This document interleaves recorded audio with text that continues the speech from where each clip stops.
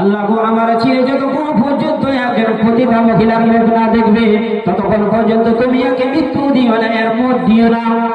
এরকম দোয়া দিয়ে দিল, সঙ্গে সঙ্গে দোয়া কবুল হয়ে গেল আল্লাহর দরবারে। এদিকে মায়া দোয়া করেছে, মায়ের দোয়া এদিক ওদিক হবে না, মা দোয়া করেছে, তার মানে দোয়া কবুল হবে। দোয়া কবুল হয়ে গেছে, সঙ্গে সঙ্গে সঙ্গে সঙ্গে একজন মহিলা এসেছে। এদিকে জুরাইজ তার ইবাদত খানাতে বসে আছে, আর একজন মা দোয়া করার কারণে যে বদদোয়া দিয়ে গেছে আল্লাহর দরবারে। একজন হঠাৎ করে পতিতা মহিলা এসে, সুন্দরী মহিলা এসেছে, তাকে বলছে যে তাকে কি করছে, একজন সুন্দরী মহিলা এসে বলছে, যা বলার বলতে হয়, যে তাকে বহলালো, তার মনটা কিন্তু জয় করতে পারলো না জুরাইজে। সে একজন মোত্তাকি পরেশগার বলে না। তো আমার যুবক ভাইরা, যে এলাকাতে যে ঘরে কেউ নাই, অন্ধকার ঘরে একজন সুন্দরী মহিলা এসে দাওয়াত দিচ্ছে আপনাকে, আপনি কি কবুল করবেন না? আপনার ঈমান এখানেই যাচাই করা হবে। আপনার সঙ্গে যদি এরকম হয় যুবক ভাইরা, যে একজন সুন্দরী মহিলা এসে আপনাকে বলছে যে আমার সঙ্গে চলো, আপনি কি করবেন? আপনাকে সঙ্গে সঙ্গে বলতে হবে আমি আল্লাহকে ভয় করি। এটাই হচ্ছে কি মুমিনের পরিচয়, মুমিনের পেহচান এখানটায়। তো একজন সুন্দরী মহিলা এসে তাকে বলছে এরকম কথা, কিন্তু তাকে এক টুকাও মারাতে পারলো না, তার মনটাকে এদিক ওদিক করতে পারলো না, সে ফিরে গেল। কিন্তু বন্ধুরা আমার দেখেন, ওইদিকে মা দোয়া করে রেখেছে, মায়ের তো কবুল হয়েছে, এটা তো আর মিথ্যা হবে না। যদি আল্লাহ তাআলা কবুল না করে, তাহলে তো আল্লাহ রাসূলের হাদিসগুলো মিথ্যা হয়ে যাবে। এই মহিলা যে ফিরে চলে গেল, ফেরত চলে গেল, তাকে নিয়ে যেতে পারলো না, তার সাথে কুকর্ম করতে পারলো না, আবার ফিরে গেল মহিলাটি। সেই মহিলাটি কি করলো দেখেন, একজন রাখালের কাছে গেল। মাঠে ঘাটে আমরা যেরকম আমাদের ছেলে পেলেরা কি করে, গরু বকরি চড়াই, এরকমই জঙ্গলে গিয়ে একজন রাখালের কাছে গিয়ে তার সাথে কুকর্ম করে, যে তার নিজের সতীত্ব বিক্রি করে তার পেটে একজন বাচ্চা জন্ম করে, তা থেকে একজন বাচ্চা আসলো। সেই মহিলাটি কয়দিন, একজন মহিলার পেটে কতদিন বাচ্চা থাকে? খুব কম 8 মাস 7 মাস, এর চেয়ে তো না। এতদিন ধরে সে লোকের কি করলো, ভালো মন্দ কথা শুনতে কষ্ট করছে সেই মহিলাটি, কারণ এদিকে আল্লাহ যে দোয়া কবুল করে রেখেছে।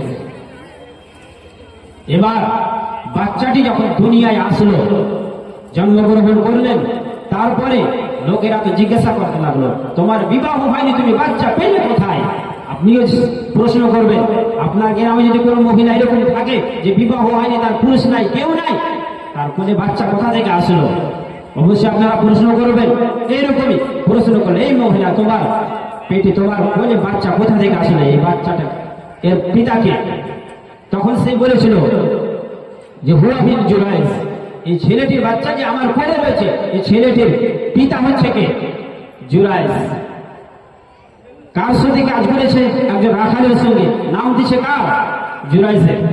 অটোমেটিক্যালি আপনারাও বিশ্বাস করবেন, আমিও করবো, আপনারাও করবে, কারণ এর পিছনে সাক্ষী নাই, কেউ নাই। একজন মহিলা যদি আপনাকে এসে বলে যে এই মূল বিষয় হচ্ছে কি ছেলের পিতা, আপনি অবশ্যই বিশ্বাস করবেন। মূল বিষয়কে ছাড়বেন? গ্রামবাসী ছাড়বে? ছাড়বে না। এরকমই বন্ধুরা আমার, জুরাইজের যখনই নাম দিয়েছে, তখন গ্রামবাসী এসে কি বলছেন, ফাতাউহু ওয়া কাসারু সাওমাতাহু ফানজালুহু ওয়া সাব্বুহু। লোকেরা সব এসে জমা হয়ে গেল, এলাকাবাসী সবাই জমা হয়ে গেল। এসে কি করলো, তার সঙ্গে সঙ্গে কিছু শোনা হলো না। তার গির্জা ঘর, যা ইবাদতের ঘরটা ছিল, সেটাকে ভেঙে তছনছ করে দিল, ভেঙে চুরমার করে দিল। সঙ্গে সঙ্গে কিছু শোনা হলো না।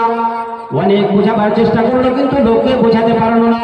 এলাকাবাসী একদিকে হয়ে তাকে গালিগালাজ করতে লাগলো, কি করে এই জুরাইজ, তুমি কি করো এরকম কাজ, যে তুমি পুরা দিন কি করো, লম্বা লম্বা দাঁড়িয়ে রেখেছো, মাথায় টুপি রাখো, তুমি শরীরে তোমার জুব্বা রাখো, আর তুমি তাহাজ্জুদ পড়ো, আর তুমি রাত্রিবেলায় কি করো, রাত্রিবেলায় তুমি এই গ্রামের মহিলাদেরকে তুমি নষ্ট করো।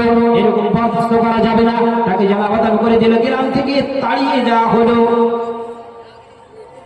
আপনারাও বরদাস্ত করবেন? এরকম যদি কারো ইলজাম লাগিয়ে দেওয়া হয়, অপবাদ লাগিয়ে দেওয়া হয়, আপনি কি বরদাস্ত করবেন? ডাইরেক্ট বলছে যে এই মৌলভী সাহেবটাই হচ্ছে কি ছেলের পিতা।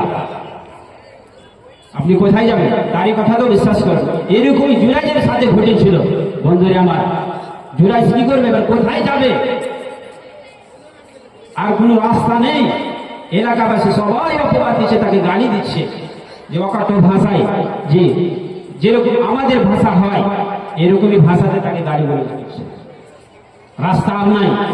তিনি দেখেন এখানে আর একটা জিনিস, আল্লাহ ভরসা কাকে বলে, ঈমান কাকে বলে। দেখেন তিনি আল্লাহর উপরে ভরসা আছে এতটুকু যে আল্লাহ আমাকে এই বিপদ থেকে রক্ষা করবেই করবে।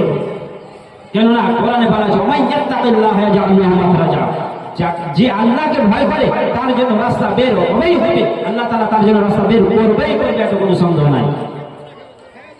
তিনি কি করলেন? নামাজে দাঁড়িয়ে গেলেন। বিপদে পড়েছে, মানুষ তাকে তাড়িয়ে দিল, গালি গুলিজ করছে, মারধর করলো, তার ইবাদত খানা ঘরটিকে ভাঙচুর করে দিল, সব শেষ করে দিল, মিটিয়ে দিল সেই জায়গা থেকে। যে মৌলভী সাহেব ঘরে থাকছে, মৌলভী সাহেবের ঘরকে কি করো তুমি?